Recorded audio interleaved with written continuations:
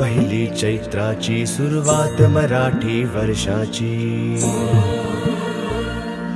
पहाट पहिली चैत्राची सुरुवात मराठी वर्षाची।